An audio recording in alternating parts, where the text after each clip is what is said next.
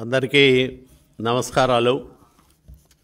రాష్ట్రంలో చంద్రబాబు నాయుడు గారు కుదేలైపోయిన నిర్మాణ రంగానికి పునరుజ్జీవం కల్పించడానికి లక్షల మంది కార్మికుల జీవనోపాధిని తిరిగి పొందే అవకాశం కల్పించడానికి ఉచిత ఇసుక పాలసీని తీసుకొచ్చారు.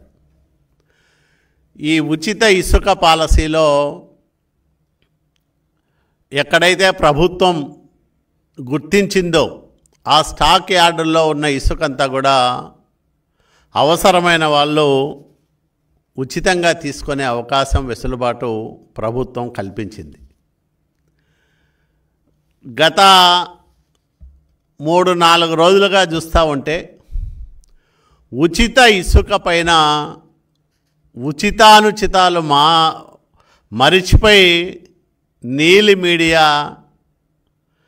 ఇష్టం వచ్చినట్లు విషప్రచారం చేస్తూ ఉంది.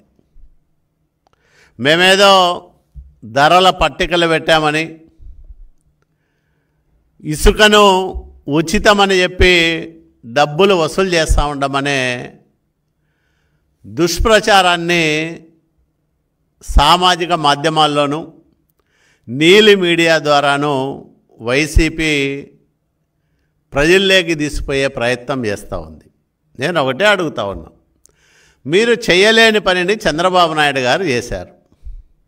మీరు నేరుగా సహజ వనరులైన ఇసుకను విచ్చలవిడిగా దోపిడీ చేయడంతో పాటు ప్రభుత్వానికి టన్నుకు 375 రూపాయలు వసూలు చేశారు. ఆ రోజు మరి 475 రూపాయలు టన్ను ఇసుక అధికారికంగా పెట్టి దాంట్లో 375 రూపాయలు ప్రభుత్వానికి వచ్చే విధంగా మీరు ఆ రోజు ధరలు నిర్ణయించి అనధికారికంగా అంతకు 2 ధరలతో మీరు విక్రయించిన మాట వాస్తవమా కాదా సమాధానం చెప్పమని నేను వైసీపీ నాయకులను అడుగుతూ ఉన్నా. అట్లాగే మీరు ఈరోజు రండి, ఎక్కడికైనా మీరు ఒక ట్రాక్టర్ తీసుకొని వచ్చి ఉచితంగా లోడ్ చేసుకొని పోండి, ఎవరు మిమ్మల్ని అభ్యంతర పెట్టరు. లేదా ఎడ్ల బండుల్లో ఎవరికి అవసరమన్నా వాళ్ళు తీసిపోమని ప్రభుత్వమే స్వయంగా ముఖ్యమంత్రి చంద్రబాబు నాయుడు గారే ప్రకటించారు. ఇంతకంటే స్పష్టత ఏం కావాలని నేను అడుగుతూ ఉన్నా. ప్రభుత్వం చాలా స్పష్టమైన విధానంతో అక్కడ కేవలం లోడింగు రవాణా ఛార్జీలను మాత్రమే వసూలు చేస్తూ ప్రజలకు ఉచితంగా ఇసుకను అందజేస్తూ ఉంటే వైసీపీ నాయకులకు ఎందుకు కడుపు మంట అని నేను అడుగుతూ ఉన్నా. ఒక మంచి విధానం వచ్చినప్పుడు, లక్షల మంది ప్రజలకు మేలు జరుగుతూ ఉన్నప్పుడు మీరెందుకు కడుపు మంటతో రగిలిపోతూ ఉన్నారు? ఇది నిన్నటి రసీదు. 20 మెట్రిక్ టన్నులకు 4,000 రూపాయలు.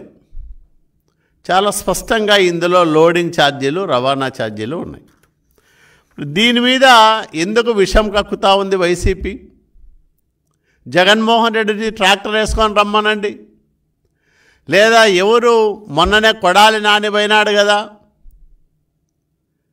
మరి ఎందుకు విమర్శ చేయలే? అంటే అక్కడ లభిస్తున్న ఉచిత ఇసుక లక్షల మందికి ఉపాధి కల్పిస్తూ ఉంటే నిర్మాణ రంగానికి కొత్త ఊపిరి పోసి ఈరోజు అందరూ దాదాపు 125 విభాగాల వాళ్ళు బతికేదానికి అవకాశం చంద్రబాబు నాయుడు గారు కల్పిస్తే మీరు ఇంత విషప్రచారం సాగిస్తారా? ప్రభుత్వం ఏర్పడి నెల దాటింది. మరి ఇంత తక్కువ సమయంలోనే ఒక్కటొక్కటిగా హామీలు నెరవేర్చుకుంటూ మొన్ననే చూసాం, 1వ తేదీ ఇళ్ల వద్దకే 7,000 రూపాయలు పెన్షన్ ఇచ్చిన ప్రభుత్వం చంద్రబాబు నాయుడు గారి ప్రభుత్వం. అదే రకంగా ఈరోజు ఇసుక ఉచితంగా అందజేస్తున్న ప్రభుత్వం చంద్రబాబు నాయుడు గారి ప్రభుత్వం, ఎన్డీఏ ప్రభుత్వం. మీరు మీ నిర్వాకం వల్ల, మీ స్వార్థం వల్ల, మీ ధనదాహం వల్ల 5 సంవత్సరాలు ఆంధ్రప్రదేశ్ రాష్ట్రంలో నిర్మాణ రంగం కుదేలైపోయింది. వ్యవసాయం తర్వాత అతి ఎక్కువ మందికి ఉపాధి కల్పించే నిర్మాణ రంగాన్ని మీ నిర్లక్ష్యం కారణంగా, మీ స్వార్థం కారణంగా ఎంత ఇబ్బందులు పాలు చేశారో కల్లారా చూసాము, అనుభవించాం. 50 లక్షల మంది భవన నిర్మాణ కార్మికులు, వివిధ విభాగాల్లో పనిచేస్తున్న కార్మికులు విపరీతమైన ఆర్థిక సంక్షోభంలో కూరుకుపోయిన మాట వాస్తవం కాదా?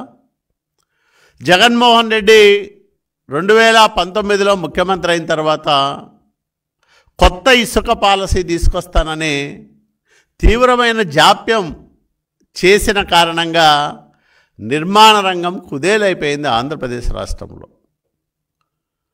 లక్షల మంది ఉపాధి అవకాశాలు కోల్పోయి రోడ్ల మీదకి వచ్చారు, అన్నమో రామచంద్ర అంటూ.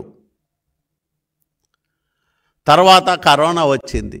కనీసం కరోనా సమయంలో కూడా కనికరం లేకోకుండా నిర్మాణ రంగాన్ని పూర్తిగా నిర్వీర్యం చేసింది అప్పటి వైసీపీ ప్రభుత్వం. మరి ఈరోజు తెలుగుదేశం ప్రభుత్వం వచ్చింది. ఇది ప్రజల ప్రభుత్వం, ప్రజలు తిరుగులేని తీర్పుతో ఎన్నుకున్న ప్రభుత్వం. నీకు కనీసం ప్రతిపక్ష హోదా కూడా ఇవ్వలేదంటే ప్రజలు ఎంత కసిగా జగన్మోహన్ రెడ్డిని ఓడించారో అర్థం కావడం లేదా వైసీపీ నాయకులారా మీకు? జగన్మోహన్ రెడ్డి దుష్పరిపాలన వల్ల, దుర్నీతి వల్ల, స్వార్థం వల్ల, నియంతృత్వ పోకడల వల్ల వ్యవస్థలను భ్రష్టు పట్టించి రాజ్యాంగ ధర్మాలను విస్మరించి మీరు సాగించిన రాక్షస పరిపాలన వల్ల అన్ని వర్గాల ప్రజలు బాధితులుగా మారి ఈ రాష్ట్రం నుంచి వైసీపీని తరిమి తరిమి కొట్టడానికి తిరుగులేని తీర్పు చెప్పారే. ఇంకా మీకు సిగ్గు లేదా? ఇంకా మీకు బుద్ధి రాలేదా? మీ నీలి బుద్ధి, మీ వక్రబుద్ధి, మీ ఏహ్య బుద్ధి, మీ లేహ్య బుద్ధి ఇంకా మారకపోతే మిమ్మల్ని ఆ దేవుడు కూడా బాగు చేయలేడు. వైసీపీ నాయకులారా, ఉచిత ఇసుక ఒక పవిత్రమైన కార్యక్రమం, లక్షల మందికి మేలు చేసే కార్యక్రమం. అట్లాంటి కార్యక్రమం పైన బురద జల్లుతారా? విష ప్రచారం చేస్తారా? పని కట్టుకొని దుమ్మెత్తిపోస్తారా? బుద్ధుందా మీకు అసలు? ఇప్పటికైనా మానుకోండి, మారండి, ప్రజల తరఫున మాట్లాడడం నేర్చుకోండి.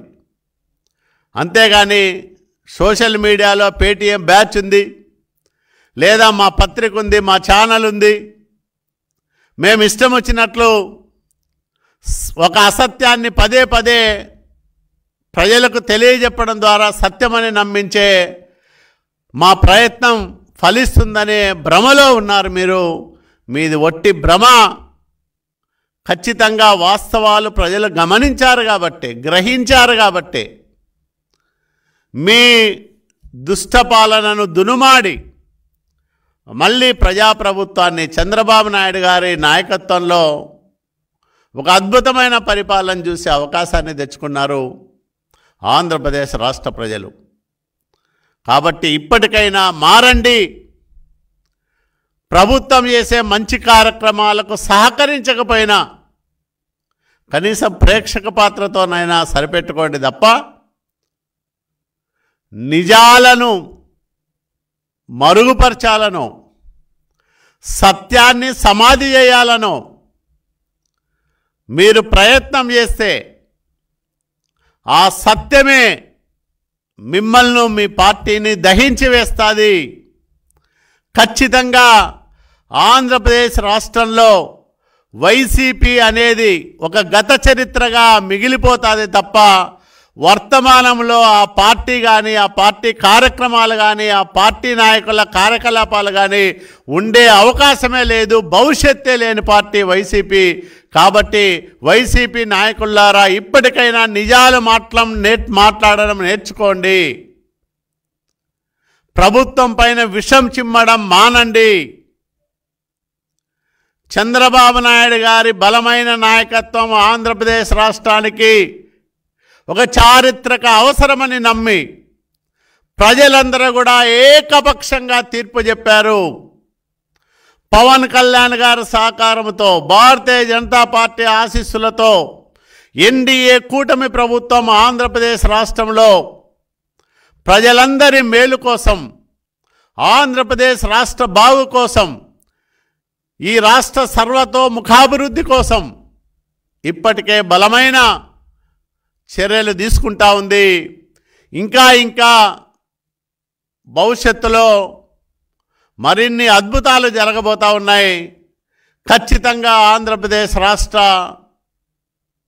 నుదిటి రాతను మార్చే శక్తి, యుక్తి చంద్రబాబు నాయుడు గారికి ఉంది అని మరొకసారి వైసీపీ నాయకులకు హెచ్చరిక చేస్తూ, ప్రజానీకం కోసం, ఆంధ్ర ప్రజల బాగు కోసం, ఆంధ్రప్రదేశ్ భవిష్యత్తు కోసం ఎన్డీఏ ప్రభుత్వం తీసుకునే ప్రతి నిర్ణయాన్ని స్వాగతించండి, బలపరచమని ఆంధ్రప్రదేశ్ రాష్ట్ర ప్రజానీకానికి నేను వినమ్రంగా విజ్ఞప్తి చేస్తూ ఉన్నా.